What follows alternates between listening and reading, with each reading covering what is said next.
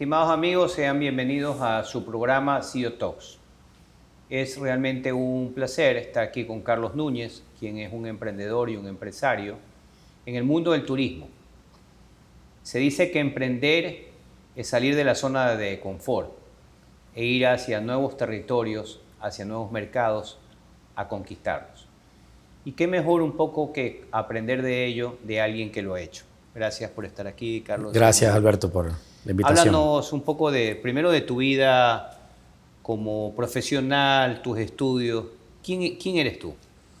Bueno, yo nací en Quito y vine a vivir a Guayaquil de temprana edad, porque mi padre vino a trabajar acá a Guayaquil en la Cemento Nacional. Entonces hice aquí mi escuela, la escuela, el colegio, universidad.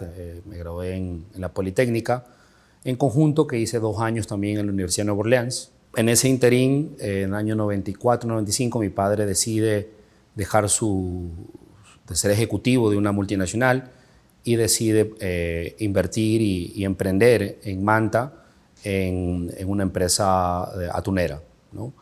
Se podría decir que Aciservi S.A., que es la empresa de la familia, viene siendo como la empresa de esa segunda camada, ¿no? de inversión que apostó por el mercado europeo en su primera instancia. Yo me incorporo a la empresa de la familia a finales del 99, en el año 2000. Tú estudiaste economía. Yo estudié economía con mención en marketing y negocios y regreso para hacerme cargo de la parte comercial. Entonces me recuerdo que con mi padre siempre hablábamos de exportar, ¿no? De salir al mundo, de ofrecer, donde evidentemente le vamos a dar un mejor valor a nuestros productos, porque nosotros éramos maquiladores Bumblebee en esa época, Sifman, una compañía también de atún local. Entonces al final, evidentemente que todos los estudios realizados y particularmente con el tema del idioma inglés ayudó para salir al mundo y promocionar en muchos países, particularmente Europa, nuestros productos. Entonces, yo estuve trabajando allí por cercano a 20 años, ¿no? Llegué a Manta, donde Manta, siempre digo esto, ¿no? Manta en ese tiempo era un pueblo grande.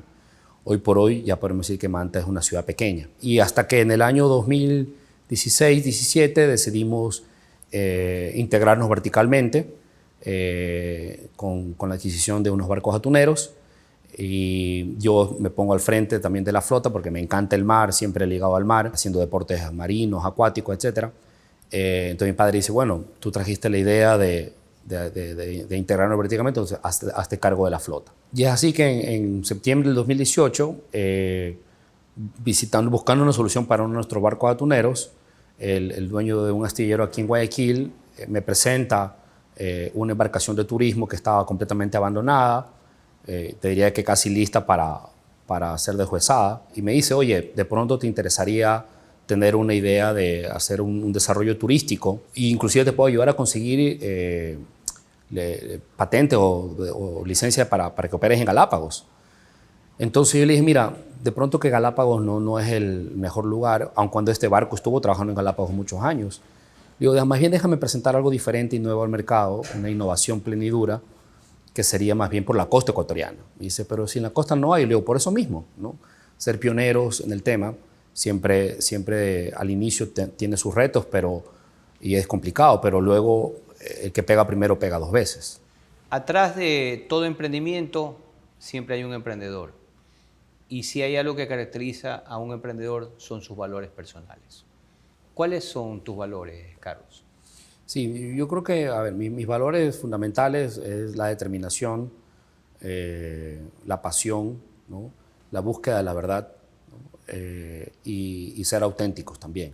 Yo creo que esos valores de mi padre que nos ha inculcado de pequeños, siempre buscamos que si hay retos complicados, hay que con interés enfrentarlos, siempre dice con pies de plomo, ¿no? Y tratando siempre de buscar eso, ¿no? Una verdad, presentarla esa verdad al mundo, que al final es lo que te hace ser una persona muy genuina y auténtica, ¿no? ¿Y algo de tu padre que digas, mira, esto que me dijo mi padre o este evento que hizo mi padre es algo que me ha marcado a mí como emprendedor? Mira, yo siempre digo que, porque he tenido muchos emprendimientos, ¿no? Desde mis años, de cuando tenía 20 años, 30 años, y siempre tenemos ese gen de emprender en algo, ¿no? De hecho, uno de los primeras cosas que hicimos fue con unos compañeros de universidad, nos ganamos la licitación del bar del Espol, sino que yo después ya me fui a estudiar a Nueva Orleans y ellos se quedaron con el tema. Y después hice otros emprendimientos, pero claro, siempre está en que si te caes tienes que levantarte, ¿no? Y yo creo que esa enseñanza de mi padre de nunca doblegarse, de ser constante, de siempre hay temporales malos, pero siempre hay que dar la cara, ¿no? Dicen en términos marinos, dice un buen marino se ve no cuando el mar está calmo, sino cuando Sí. el mar está agitado. Definitivamente por eso viene el término de buen viento y buena mar, ¿no? Porque cuando el mar se agita es porque el viento se levanta, ¿no? Y efectivamente hay que ponerle la cara al viento, ¿no? Y tú estabas en el grupo familiar, voy a decir entre comillas, en zona de confort, en tu empresa, en esta organización atunera, donde manejabas la parte comercial, entiendo la flota, y decides, es una decisión personal, ir a algo nuevo, ¿verdad? El concepto de expediciones y turismo. ¿Qué tan fácil, qué tan difícil fue esa decisión? ¿Qué primó en esa decisión? Sí, yo creo que al final uno es dueño de su propio destino, ¿verdad? Y en el atún es una industria maravillosa y realmente nosotros como ecuatorianos orgullosos de ese atún que va al mundo, ¿no? Y se exporta. Pero también es verdad que somos muchos, ¿no? Hay muchas compañías que hacen y lo hacen bien también, ¿no? Entonces el espacio al error es mínimo, ¿no? Y luego la competencia internacional es también muy fuerte, ¿no? Tienes Costa Rica, Tailandia, Filipinas, China, los mismos países europeos. Entonces es una industria muy competitiva y es un producto ya muy maduro, ¿no? Entonces sí o sí pasé algún tiempo de decir, oye, quisiera hacer algo nuevo, ¿no? O sea, y ojo, no por el dinero, ¿no? Eso vendrá después y no hay que hacer las cosas por dinero, sino por una motivación intrínseca y que realmente el mercado lo reconozca, ¿no? Y era eso, es tratar de crear algo nuevo, algo diferente. Es algo que siempre se ha buscado. Y hasta que di con la embarcación y dije, oye, hay que hacerlo por la costa de Ecuador. Nadie lo ha hecho. Tienes que ser de la costa, aunque soy quiteño de nacimiento, pero ya 38, casi 39 años en la costa, para hacer un producto como este. Porque ¿qué pasa, Alberto? Es que nosotros, como los ecuatorianos, hemos crecido con el paradigma. Cuando tú hablas de la costa, piensas solo en las playas. Piensas en Salinas, piensas en playas, piensas en Bahía, piensas en Manta, piensas en todas las playas de Esmeraldas que la gente de la sierra particularmente visita, etc.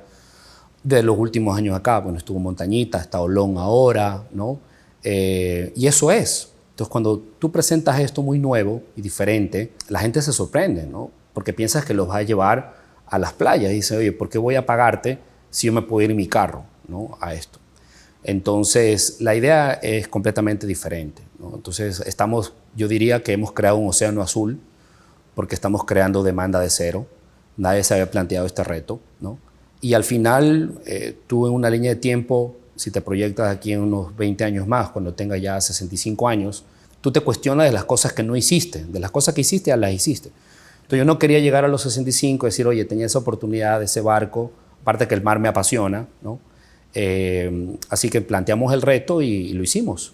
Esta ha sido una conversación hasta ahora sumamente interesante. Yo voy a tratar de darle una línea de tiempo y una hilación a las ideas, ¿no es verdad?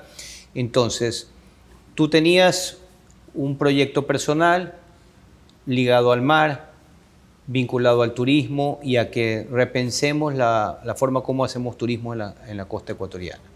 Presentaste ese proyecto en una universidad, me contaste tras cámaras, se le dio forma de caso de negocios. Ese proyecto se llama Contiki Expeditions, ya nos contarás, que es hacer turismo en la costa ecuatoriana con una mirada distinta.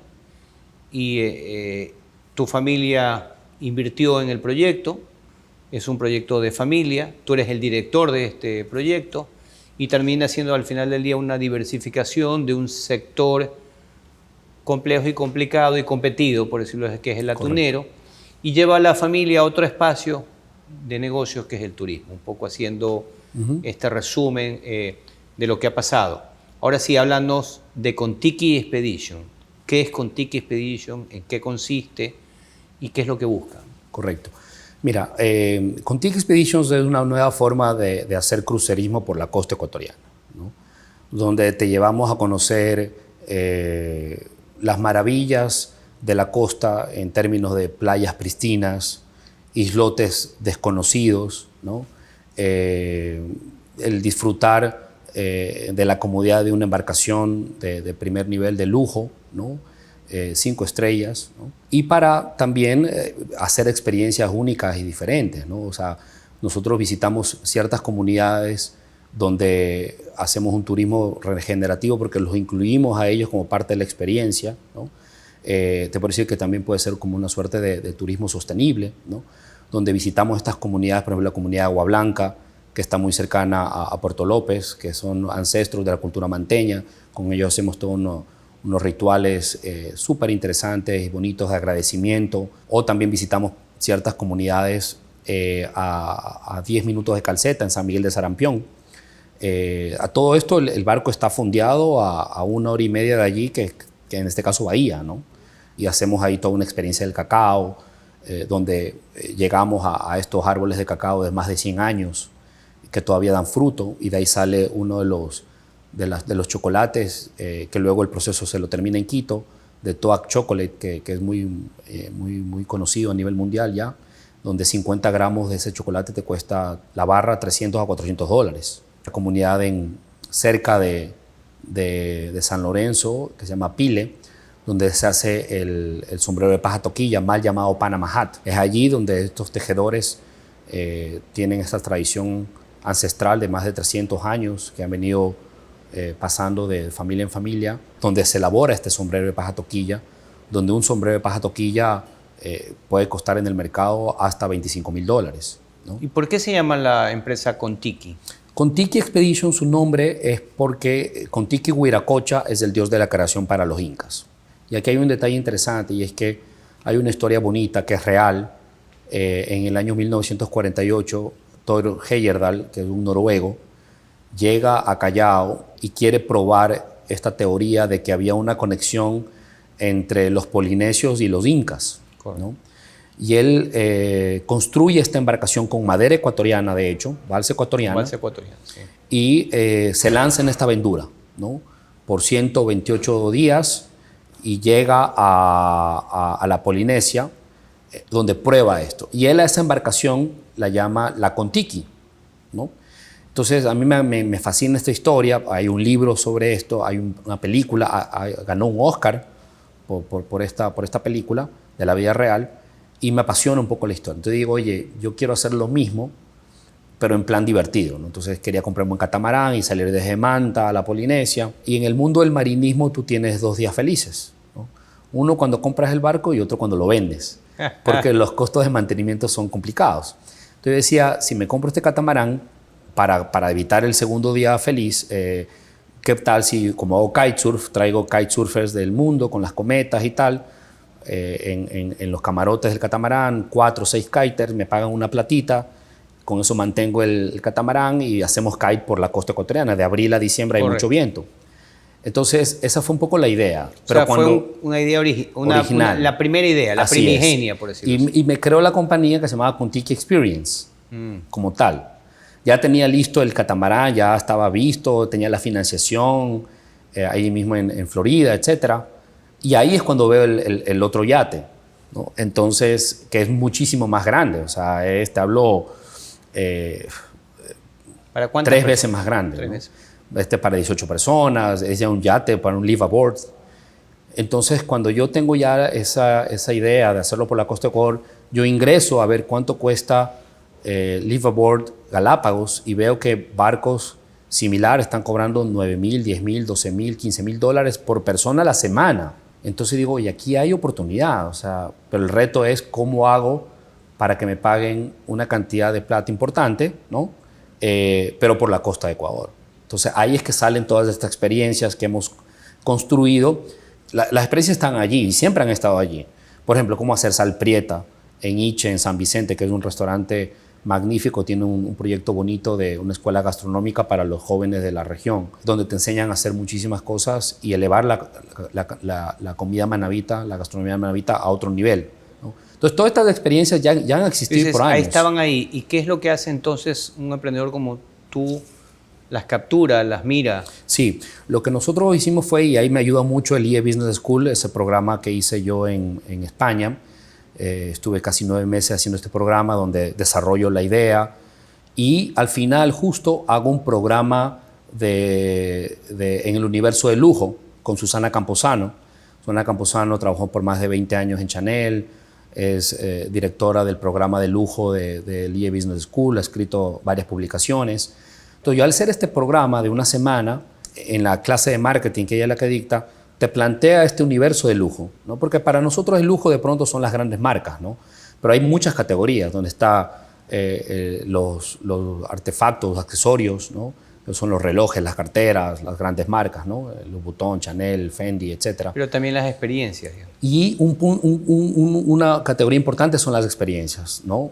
Donde dentro de ese universo donde están automóviles, donde hay mobiliario, donde hay obras de arte, donde hay la gastronomía o restaurantes, ¿no? Etcétera, hotelería, salta cruceros de lujo, luxury cruises, ¿no? Y hasta el año 2019 era la que más crecía, la categoría que más crecía justamente por eso, por las experiencias, ¿no? Entonces la gente busca ahora mucho más de esas experiencias únicas, ¿no? Y la pandemia lo que ha hecho es potenciar aún más eso y cómo ahora la gente pierde apetito en ya no irse en el gran crucero con 5,000 personas, aunque vayas a la suite presidencial, dice, no, mejor paso de ello, voy con mis 12 miembros de mi familia y más bien me arriendo un barco como Contiki, ¿no?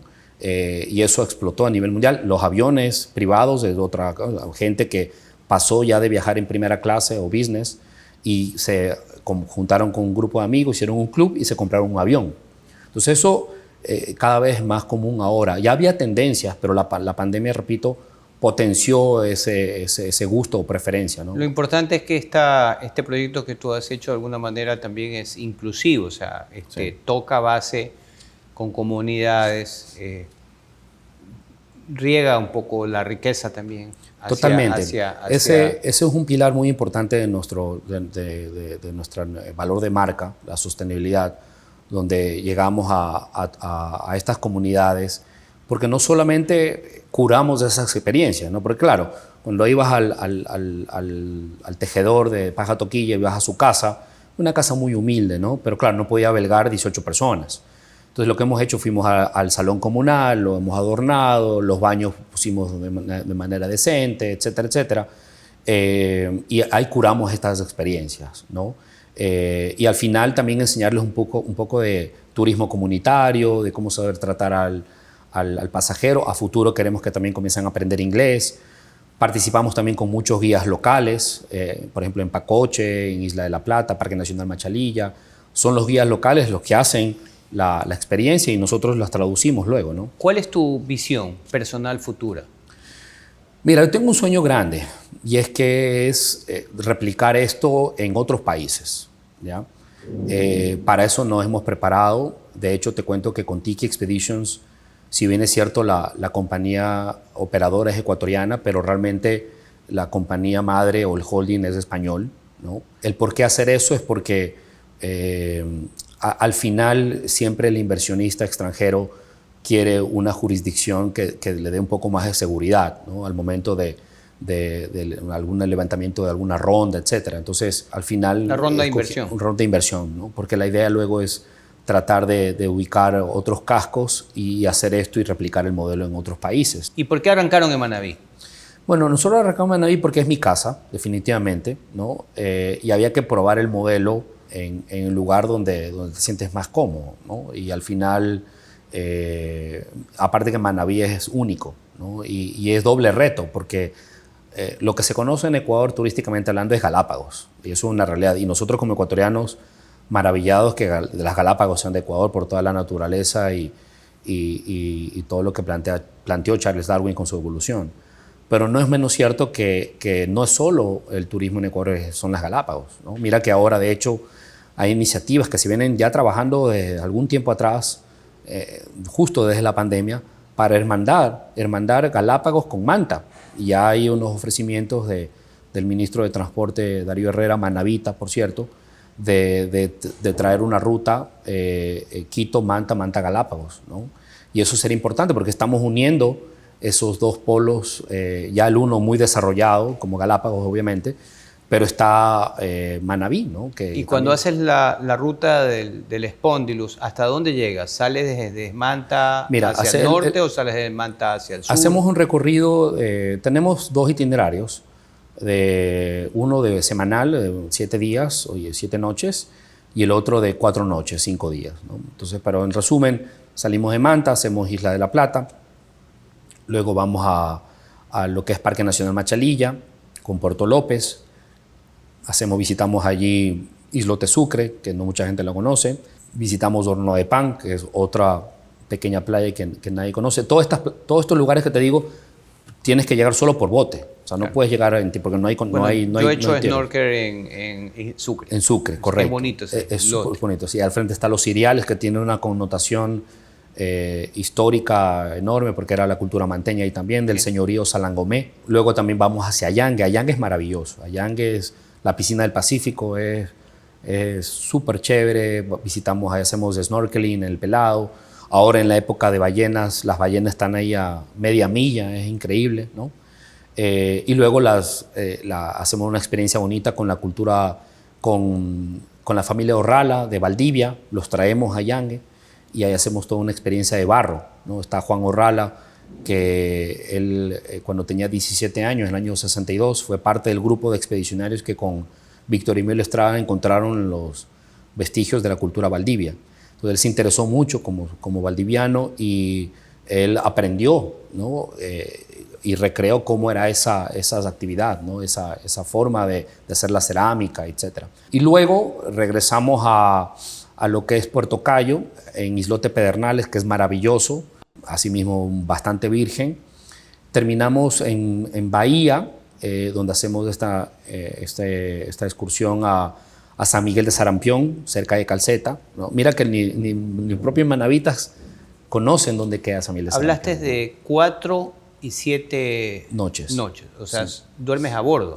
Tú duermes a bordo, hay 9 camarotes, muy cómodos y confortables. Tenemos 5 áreas de espacios exteriores, el área de la solera, donde está el jacuzzi, un pequeño bar. El yate está bastante bien distribuido y pensado para justamente una estadía como tal. A mí me parece súper interesante la propuesta. Y también me parece interesante destacar el hecho de hacer cosas distintas y nuevas, ¿no? A veces tú dijiste, están ahí, pero creo que nos falta un poco quizás de valentía o de visión o de coraje de tomar la decisión de hacer algo nuevo, ¿no? Sí. En general.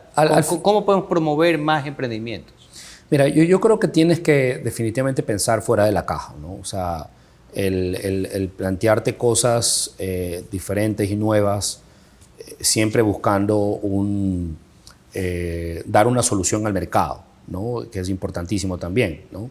A mí me han llamado loco, ni te cuento cuántas veces, Alberto, o sea, muchísimas veces. ¿Por qué? Porque la gente no lo ve. Y está bien, y es normal, así ha pasado muchas veces en la historia de los emprendimientos, ¿no? Y al ser un producto muy nuevo, claro, a la gente le cuesta entender. Pero una vez que ya entiendes, que viajas y que pruebas la experiencia y te das cuenta que es algo increíble, y es el motor, porque hemos tenido visitas de pasajeros de muchas agencias en tours de familiarización, y a las agencias se van muy contentas de conocer la costa ecuatoriana como nunca antes vista, ¿no? Con ese componente cultural y de tradiciones, y de visitar las comunidades y la gastronomía, que hoy por hoy, perdóname, pero si hacemos una encuesta general en Ecuador y decimos dónde está la mejor gastronomía, Manabí sale airoso, ¿no? y triunfa, ¿no? Obviamente hay otras riquezas en todo el Ecuador, pero el maduro, la salprieta, el verde, ¿no? La pesca del día, el chancho, utilizado técnicas del horno manabita, que es otra de nuestras experiencias ahí en Iche, que es una técnicas ancestrales. Eso viene de de las culturas manteñas que cocinaban en el barro, en la tierra, en la arena, y luego con la llegada de la mesa con los españoles sale de allí, pero conservan la tradición ya en una mesa, en un horno. Por eso tú ves que el horno manabita, particularmente en el campo, es así todo cuadrado y grande, ¿no? Es por eso, ¿no? Donde el termómetro de la matrona manabita es con su mano, ¿no? Sabe el momento exacto para poner los alimentos, retirarlos, ¿no? Combinar la historia, combinar la buena experiencia, la gastronomía, con el lujo, digámoslo así, es algo sumamente valioso.